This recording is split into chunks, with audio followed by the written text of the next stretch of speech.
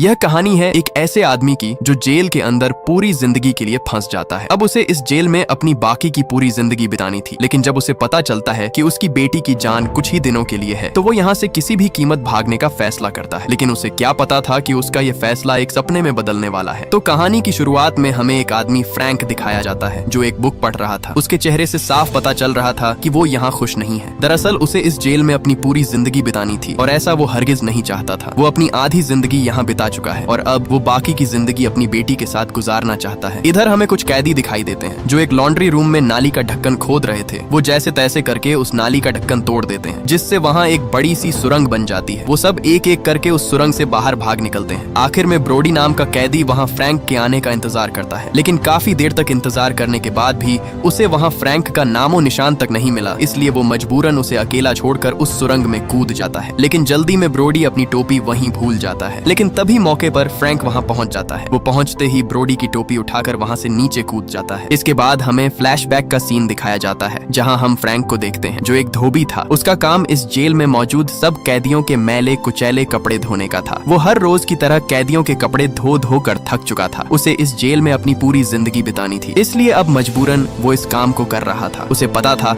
कि अगर उसने इस काम को छोड़ दिया तो वार्डन उसे उसकी मौत से पहले ही इस जेल में तड़पा तड़पा कर मारेगा। इसलिए वो चुपचाप अपने काम में ध्यान देता और किसी से भी बात नहीं करता। एक दिन जब वो काम करके अपने सेल में लौटा तब उसने देखा कि उसका साथी जो उसके सेल में उसके साथ रहता था वो अपना सारा सामान पैक करने में लगा था। उसकी अभी रिहाई का टाइम आ चुका था क्योंकि उसकी कैद पूरी हो चुकी थी और अब वो इस जेल से आजाद होने वाला था। ये देखकर फ्रैंक का दिल अंदर से दुखी हो गया क्योंकि उसके सामने उसका साथी अपने परिवार में जा रहा था। लेकिन उसकी बदकिस्मती उसे इस जेल में पूरी जिंदगी काटनी थी। जब तक वो मर नहीं जाता तब तक वो इसी जेल में रहेगा। इधर सब कैदी नए आने वाले कैदियों का इस्तकबाल करने के लिए तैयार खड़े थे। इसी बीच वो सब कैदी जेल के अंदर पहुंच जाते हैं। सब कैदियों को उनका सामान उनके हाथ में थमाकर जेल में लाया जाता है। सब कैदी उन्हें जेल में आता देखकर बहुत खुश होते हैं क्योंकि इस जेल में आने वाले हर नए कैदियों पर पुराने कैदियों के लीडर उन पर अपना नंबर लगाते थे, मतलब उन्हें चुनते थे और उन सब के बीच फाइटिंग करवाई जाती है। जो भी उस फाइटिंग में जीत गया उसे वो कैदियों के लीडर खरीद कर अपने ग्रुप में शामिल कर लेते थे। इसी बीच एक कैदी जिसका नाम रिजा था उसका भाई टोनी आकर उसे खुशी से बताता है कि इस बार हमें अपने ग्रुप के लिए सबसे तगड़ा फाइटर चुनना होगा ताकि हम हर फाइटिंग जीत सकें। इधर सब कैदियों की चेकिंग करके उन्हें अलग अलग सेल में भेज दिया जाता है और एक कैदी जिसका नाम लेसी था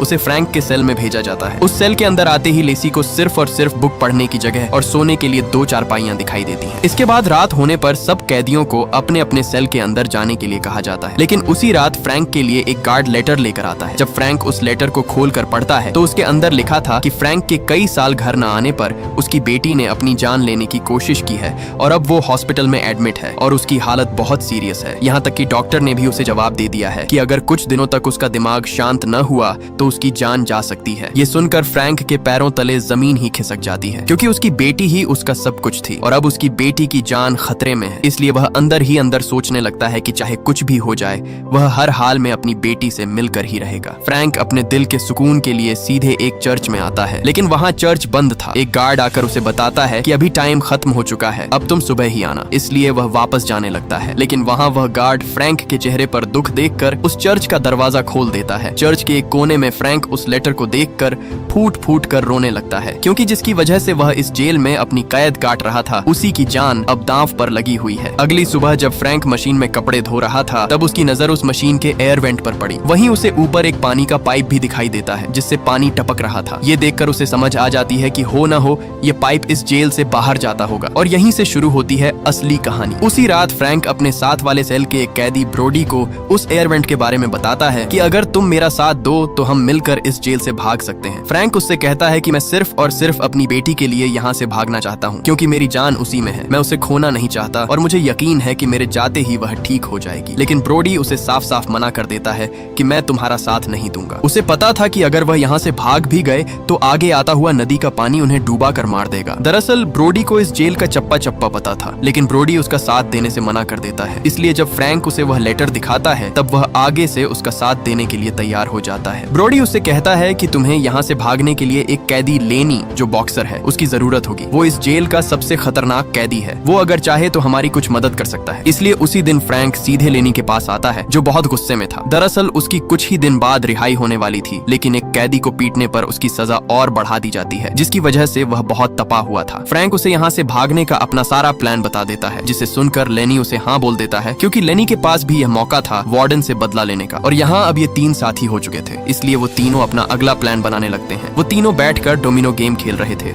लेकिन किसी को क्या पता कि वो गेम खेलने के बहाने यहाँ से भागने का प्लान बना रहे हैं। यहाँ फ्रैंक उन्हें बताता है कि अगर हम लॉन्ड्री वाले कमरे से भागेंगे तो सबको पता चल जाएगा और हम पकड़े जाएंगे। और तो और उस जगह से पानी गुजरता है, वह रास्ता भी बहुत छोटा है, हम चाहकर भी वहाँ से नहीं भाग सकते, इसलिए हमें किसी दूसरे रास्ते से लॉन्ड्री रूम तक पहुँचना होगा। फ्रैंक उनसे कहता है कि मैं जब उस दिन चर्च में था तब मुझे वहाँ एक दीवार मिली जो लकड़ से बनी हुई थी और अब वह पुरानी होने की वजह से कमजोर पड़ चुकी है। हम उस दीवार को तोड़कर आसानी से सीवर तक पहुँच सकते हैं। लेकिन लेनी उससे कहता है कि अगर हम गार्ड के सामने से उस चर्च के अंदर गए तो उसे हम पर शक हो सकता है। लेकिन फ्रैंक भी कोई आम कैदी नहीं था, वह अपनी आधी जिंदगी इस जेल में बिता चुका था। अब वह एक शातिर कैदी बन गया था। उसे यहाँ इस जेल में कब क्या करना है यह सब वह सीख चुका था। और तभी वह एक पाउच लेनी को देता है। लेनी उस पाउच को जैसे ही खोलता है तो उसके अंदर गंदम का आटा था, जिस पर उस चर्च की चाबी का छापा लगा हुआ था, जो उस दिन फ्रैंक ने चालाकी से आटा लेकर उस चाबी को आटे पर छाप लिया था, जिसे देखकर लेनी के होश ही उड़ जाते हैं, क्योंकि वो दोनों खुद को बड़ा चालाक समझ रहे थे। लेकिन फ्रैंक उनसे भी 2 कदम आगे निकला। फ्रैंक उनसे कहता है कि हम उस मशीन के एयर वेंट को काटेंगे कैसे,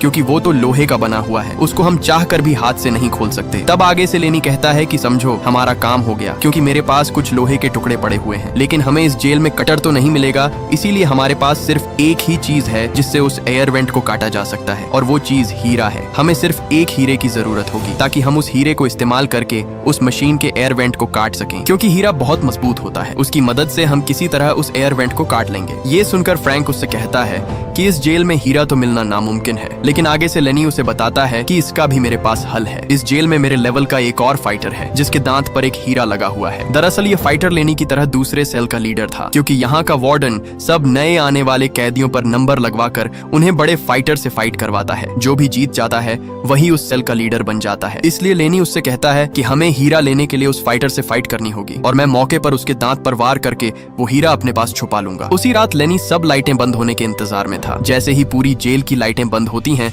लेनी जल्दी से अपने सेल का एक लोहा तोड़ता है और दूसरा लोहा एक फ्रेम से। लेनी ने उन दोनों लोहे को आपस में जोड़कर एक रॉड तैयार कर लिया, जिससे वह अब उस एयर वेंट को काटने वाला था। लेकिन अभी भी उसे उसी हीरे की जरूरत थी जिससे वह उस एयर वेंट को काट सके। दूसरी तरफ फ्रैंक सीधा उस फाइटर, जिसका नाम टोटन था, के सेल में जाकर उसे लेनी से फाइट के लिए चैलेंज कर देता है। अब तीनों साथी अपना प्लान बनाकर तैयार हो चुके थे। ब्रोडी उन्हें उन डोमिनो टाइल्स से एक मैप बनाकर वह रास्ता समझा देता है जिस रास्ते से वो भागने वाले थे। उनका रास्ता मशीन के एयर वेंट से निकलकर सीधे सीवर तक जाता था। उसके थोड़े ही आगे एक नदी आने वाली थी। नदी पार करने के बाद उनकी आखिरी मंजिल ट्रेन की पटरियां थीं, जो उन्हें इस जेल से आजाद करने वाली थीं। ब्रोडी उन्हें आखिरी बात बताता है कि सुबह 5 बजने से पहले अगर हमने उस ट्रेन की पटरियों को पार न किया तो हम सब जान से मारे जाएंगे, क्योंकि उन पटरियों पर 5 होने के तुरंत बाद पूरे 630 वाट का करंट छोड़ दिया जाता है, जहां से बचना नामुमकिन है। लेकिन उनके पास कोई और रास्ता भी नहीं था, इसलिए वो वहीं से भागने का फैसला करते हैं। वो तीनों अपना भागने का रास्ता समझकर पूरे 3 दिन बाद इस जेल से भागने वाले थे। इधर ऊपर खड़ा टोनी उनके बीच चलती सारी प्लानिंग देख रहा था, जिससे वह समझ जाता है कि ये तीनों कुछ तो बड़ा और खतरनाक काम करने वाले हैं। इसके बाद लेनी उस फाइटर के साथ फाइट करने के लिए तैयार खड़ा था। उस फाइटर के चेहरे से साफ पता चल रहा था कि वह किसी दरिंदे से कम नहीं। सभी कैदी फाइट देखने के लिए इकट्ठे हो जाते हैं। वहाँ सब कैदी उस फाइटर के जीतने के लिए जोर जोर से नारे लगा रहे थे। इसी दौरान फाइट स्टार्ट हो जाती है। लेनी उस पर अपने 2 मुक्के बरसाता है, लेकिन तभी आगे से वह उसे इतने जोर का मुक्का दे मारता है कि लेनी वहीं पर ढेर हो जाता है। लेकिन लेनी की आजादी का यह आखिरी मौका था, इसीलिए वह हिम्मत करके उठ खड़ा होता है। उठते ही लेनी ने अपना पूरा जोर लगाकर उसे ऐसा मुक्का दे मारा कि उसका दांत उसके मुंह से उखड़कर सीधा नीचे जा गिरा। लेकिन इससे पहले उस दांत को कोई और उठाता, लेनी मौके पर ही उस दांत को अपने पास छुपा लेता है। इसी दौरान वह बहाना बनाकर बेहोश हो जाता है ताकि उसे और न लड़ना पड़े, इसलिए उसे बेहोश होता देख गार्ड्स आकर उसे वहां से ले जाते हैं। उसी रात लेनी अपने सेल के अंदर हीरे को उस लोहे के रॉड से जोड़ रहा था। उस हीरे को जोड़ते ही वो एक नुकीली तेज धार कटर जैसी रॉड तैयार कर लेता है। अगले दिन नहाते समय टोनी फ्रैंक के पास आता है। वो उससे कहता है कि मुझे तुम्हारे बारे में सब पता है, तुम तीनों यहाँ से भागने का सोच रहे हो, लेकिन ये सोच मैं तुम्हारी कभी पूरी नहीं होने दूंगा। टोनी उसे धमका कर कहता है, मुझे बस 1 किलो का ड्रग का पैकेट चाहिए, नहीं तो मैं तुम्हारा सारा प्लान वार्डन को बता दूंगा और तुम अपनी सारी जिंदगी यहाँ कुत्ते की तरह मरोगे। इसलिए ये सारी बात फ्रैंक ने अपने साथियों को बता दी कि टोनी को 1 पैकेट चाहिए, तभी वो हमारा पीछा छोड़ेगा, नहीं तो हम सब हमेशा के लिए यहाँ कैद हो जाएंगे। वो उसे मारकर अपने रास्ते से हटा भी नहीं सकते थे, क्योंकि टोनी इस जेल में सबसे खतरनाक कैदी रिजा का भाई था। उसके होते हुए उसे कोई भी हाथ नहीं लगा सकता। उन्हें पता था कि अगर उन्होंने उसे मार दिया तो रिजा उनके टुकड़े टुकड़े कर देगा। इसलिए ना चाहते हुए भी फ्रैंक उन दोनों से कहता है कि हमारे पास टाइम बहुत कम है, हमें इस जेल के अंदर एक कैदी विव बटिस्टा की मदद लेनी होगी। वही एक ऐसा कैदी है जो हमारी मदद कर सकता है। दरअसल विव बटिस्टा इस जेल में वार्डन के साथ मिलकर सबको ड्रग बेचा करता है, लेकिन इस ड्रग की कीमत बहुत ज्यादा होती है जो आम कैदी नहीं ले सकता है। इसलिए टोनी उन्हें इस्तेमाल करके उनसे ड्रग मांग रहा था। उसी दिन फ्रैंक सीधे बटिस्टा के पास आता है। फ्रैंक उससे कहता है कि अगर तुम इस जेल से भागना चाहते हो तो तुम्हें हमारी मदद करनी होगी। फ्रैंक उससे कहता है कि तुम्हें एक ड्रग का पैकेट टोनी को देना होगा। इसलिए ये सुनकर बटिस्टा मान जाता है, लेकिन बटिस्टा को पता था कि अगर उसने टोनी को ड्रग का पैकेट दे भी दिया तो फिर भी वो उनका भागने का प्लान वार्डन को बता देगा। इसलिए बटिस्टा उसे रास्ते से हटाने के लिए उसके पैकेट में जहर मिलाने का फैसला करता है। बटिस्टा उसी रात उस ड्रग में जहर मिलाकर एक पैकेट तैयार कर लेता है। बटिस्टा बुक देने के बहाने आकर वह पैकेट सीधे फ्रैंक के सेल में फेंक देता है। रात टोनी अपने दोस्त के साथ वह पैकेट लेने के लिए आ जाता है, जिसे देखकर फ्रैंक उस पर गुस्से में होता है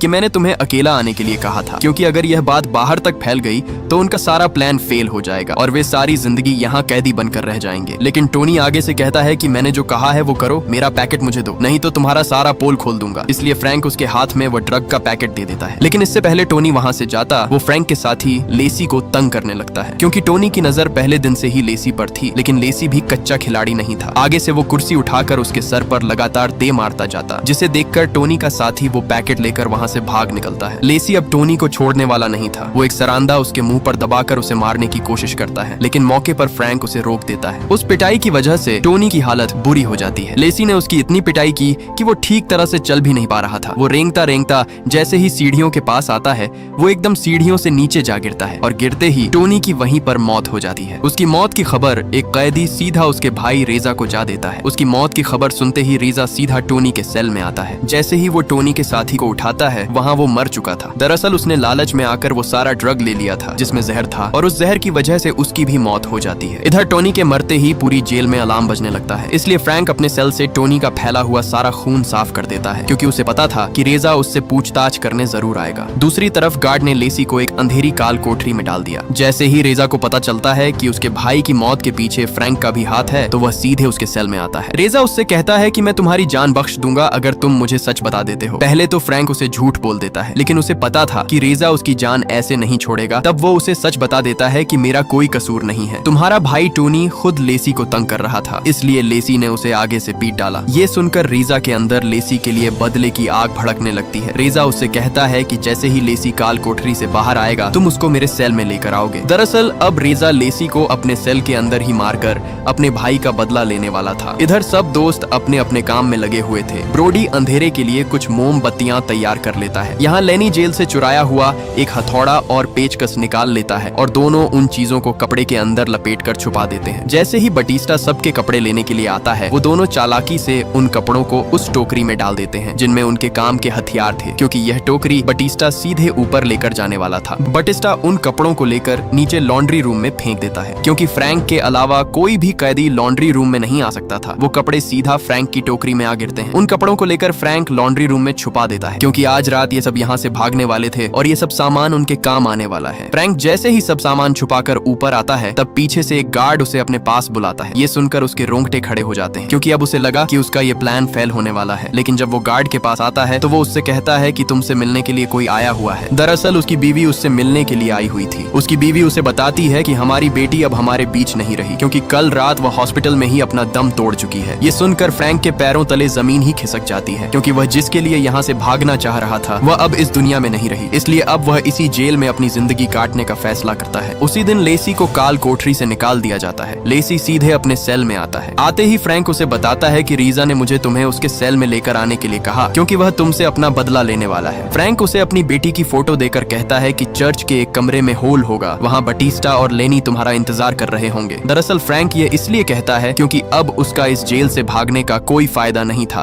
क्योंकि उसकी बेटी पहले ही इस दुनिया से जा चुकी है और अब वह खुद यहाँ से भागने की बजाय लेसी को भागने के लिए कहता है, क्योंकि उसे पता था कि रीजा लेसी को जान से मार डालेगा। इसलिए वह उसकी जगह खुद की जान कुर्बान करने के लिए तैयार था। उधर रात जैसे ही वो गार्ड चर्च बंद करके वहाँ से जाता है, तब लेनी भी वहाँ अपने साथियों को बुलाने के लिए आ रहा होता है, जो दोनों बहाने बहाने वहाँ झाड़ू देने में लगे हुए थे। जैसे ही वो गार्ड वहाँ से ऊपर जाता है, तब पीछे से लेनी अपने सर में छुपाई हुई चाबी बाहर निकाल लेता है। वो जल्दी से उस चर्च का दरवाजा खोलकर अंदर घुस जाते हैं। वो तीनों सीधे उसी कमरे में जाते हैं जो फ्रैंक ने उन्हें बताया था। वो तुरंत उसी लकड़ को तोड़ने में लग जाते हैं जो पुरानी होने की वजह से कमजोर पड़ चुकी थी। वो जैसे तैसे करके उस लकड़ वाली दीवार को तोड़कर उस सीवर तक पहुंच जाते हैं। इसके बाद हमें वही सीन दिखाया जाता है जहां उस रात सब कैदी भाग रहे थे। लेनी उस एयर वेंट के अंदर आते ही अपनी रॉड से उस एयर वेंट को काटने लगता है। जैसे तैसे करके वो उस एयर वेंट को बीच से काट देता है। एयर वेंट के कटते ही वो सब एक एक करके उस एयर वेंट की नाली को पार करके आगे बढ़ते हैं। आगे बढ़ते हुए उनके सामने एक कुआं था जिसे पार करके ये लोग आगे जा सकते थे। इससे पहले वो वहां से जाते तभी बारिश शुरू हो जाती है, लेकिन किसी तरह करके वो सब उस कुएं के अंदर उतर जाते हैं। उतरते ही उन्हें सामने एक दरवाजा दिखाई देता है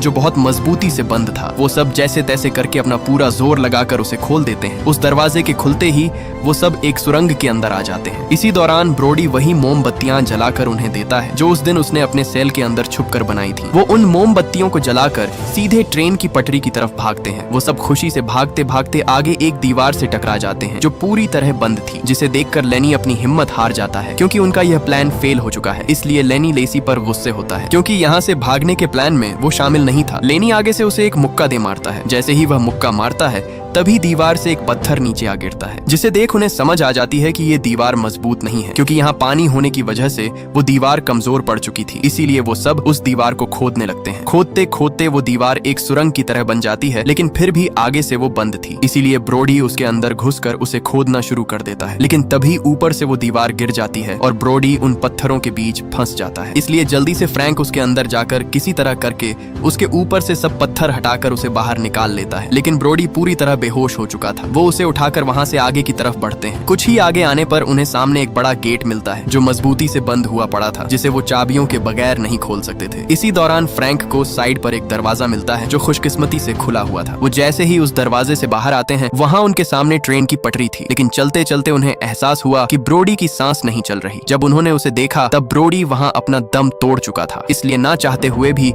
वो उसे वहां अकेला छोड़कर चले जाते हैं। अब उनके पास सिर्फ एक ही घंटा बाकी बचा था क्योंकि 5 बजते ही उस ट्रेन की पटरी पर करंट छोड़ दिया जाना था। इसलिए वो तेजी से भागते हैं और भागते भागते वो आगे उसी नदी में जा गिरते हैं जिसके बारे में ब्रोडी ने फ्रैंक को बताया था। अब इससे पहले वो उस नदी में डूबकर मारे जाते, वो किसी तरह करके अपनी जान बचाकर उस नदी से बाहर एक किनारे पर आ जाते हैं। जैसे ही वो किनारे के दूसरी तरफ आते हैं वहां उनके सामने वो ट्रेन की पटरी थी, इसलिए वो बिना वक्त बर्बाद किए आगे की तरफ बढ़ते हैं। वो सब आगे बढ़ ही रहे थे तभी पीछे से बटिस्टा का पैर एक पटरी के बीच फंस जाता है। वो सब जल्दी से उसे बाहर निकालने की कोशिश करते हैं, लेकिन बदकिस्मती से उसी टाइम पर वहां ट्रेन उनकी तरफ तेजी से बढ़ रही थी। लेनी उसे बाहर निकालने के लिए अपनी जान लगा देता है। ट्रेन उनके बहुत करीब आ चुकी थी, इसलिए मौके पर ही लेसी और फ्रैंक वहां से पीछे हट जाते हैं और तभी वह ट्रेन लेनी और बटिस्टा दोनों को वहां कुचलती हुई आगे निकल जाती है। अब सिर्फ वो दोनों ही बचे थे। उन्हें सामने एक रोशनी दिखाई देती है जिसे देखकर वो जल्दी से भागते हुए आगे आते हैं। आगे आते ही उनके सामने ट्रेन स्टेशन था, जिसे देखकर उन दोनों की खुशी का कोई ठिकाना नहीं था क्योंकि वो दोनों आखिरकार उस जेल से भाग ही निकले। फ्रैंक और लेसी दोनों ने जल्दी से अपने अपने कपड़े बदल लिए और लेसी उसे अलविदा करते हुए अपनी फैमिली की तरफ भाग निकलता है। फ्रैंक जैसे ही उन सीढ़ियों के सामने आता है उसका दिल खुशी से झूम उठता है क्योंकि अब वह यहाँ से सीधे अपने घर की तरफ जाने वाला था। वह खुशी से उन सीढ़ियों को पार करके ऊपर आ ही रहा था, तभी पीछे से उसे झटका लगता है और हमें फ्रैंक दिखाया जाता है जो जेल के अंदर रीजा के सेल में था। दरअसल फ्रैंक ने लेसी को अपनी बेटी की तस्वीर देकर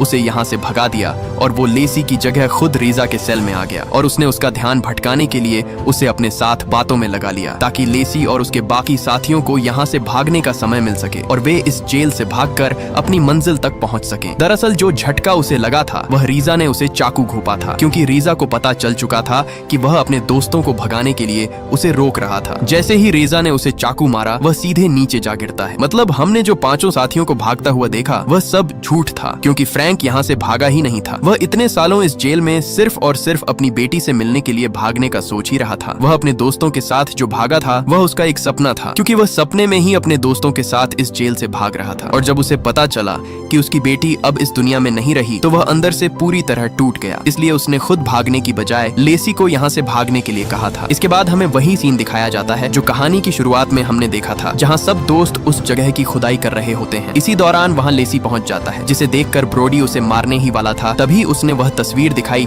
जो उसे फ्रैंक ने अपनी बेटी की दी थी। इसलिए ब्रोडी समझ जाता है कि फ्रैंक ने अपनी जगह उसे भागने के लिए भेजा सोचा है। इसलिए वे सब एक एक करके उस सुरंग के अंदर कूद जाते हैं और जल्दी में ब्रॉडी की टोपी वहीं रह जाती है। लेकिन तभी पीछे से फ्रैंक भी आकर ब्रॉडी की गिरी हुई टोपी उठाकर नीचे कूद जाता है। यहाँ हमें पता चलता है कि जो टोपी फ्रैंक ने उठाई थी वह दरअसल ब्रॉडी ने खुद पहले ही उठा ली थी। मतलब ये सब उसके दिमाग में चल रहा सपना था, क्योंकि उसके बाकी चारों साथी पहले ही भाग चुके थे। इसके बाद हम फ्रैंक को देखते हैं जो अपनी जिंदगी की आखिरी सांसें ले रहा था। वह अभी भी अपने दिमाग में अपनी बेटी की झलक देख रहा था। उसकी बेटी उसे एक नदी के किनारे खड़ी दिखाई देती है। जैसे ही वह अपने पिता को देखती है तो वह भागकर सीधा उसके गले लग जाती है। कहानी के आखिर में हमें दिखाया जाता है कि जहाँ जेल में उसे गार्ड उठाने की कोशिश कर रहे थे, वह अपने सपने में अपनी बेटी को देखते ही वहीं पर दम तोड़ देता है। उसके बाकी चारों साथी यहाँ से भाग निकलते हैं, लेकिन फ्रैंक बेचारे का इस जेल से भागने का सपना सिर्फ सपना ही रह जाता है और सपने के साथ साथ वह अपनी जिंदगी से भी हाथ धो बैठता है और ये मूवी यहीं पर एंड हो जाती है। अगर ये वीडियो आपको अच्छी लगी तो इस वीडियो को लाइक और हमारे चैनल को सब्सक्राइब कीजिएगा।